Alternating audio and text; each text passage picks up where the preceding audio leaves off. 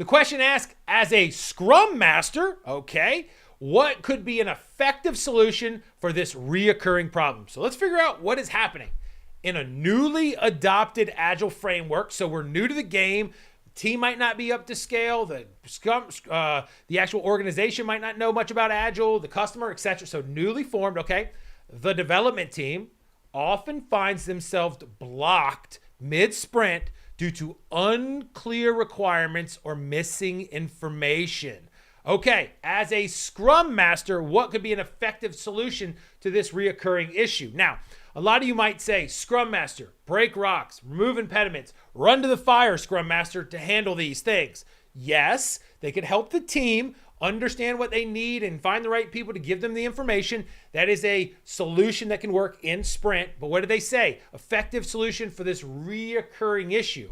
So just running to the fire and trying to help put it out. Okay, but what are we going to do to keep the fires from happening or happen less? As the Scrum Master in that scenario, I would say, hey team, if we know that we're not getting information, where do we get the information about the stories from? Well, we get them from the product owner. What meeting, event do we specifically get them in? We get them in sprint planning. So is the product owner prepared in sprint planning? And they might say no or yes, but we don't ask enough questions. So you got to pull that string as a Scrum Master to find out what the real problem is. In a retro, this is a fantastic place to have this conversation. Now, we got to counsel the team, counsel the product owner, help them get more lockstep in sprint planning to break stories down, break them, meet an agreed upon definition already so that the team doesn't find themselves as often halfway through lost. That's what we want to do. Now, let's look through each of the answers. Okay, so here we go.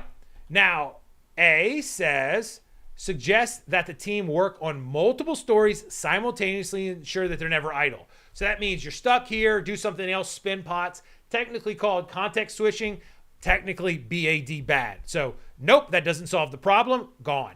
B, request that the product owner be available to the sprint to clarify doubts. That is always a good thing to have good communication and instant boom, boom, like back and forth. So that's good, but will it solve it long term? Don't know. We want to keep these things from happening or lessen them, right? C, recommend refining the definition already to ensure that the stories are sufficiently clear before they are accepted into the sprint.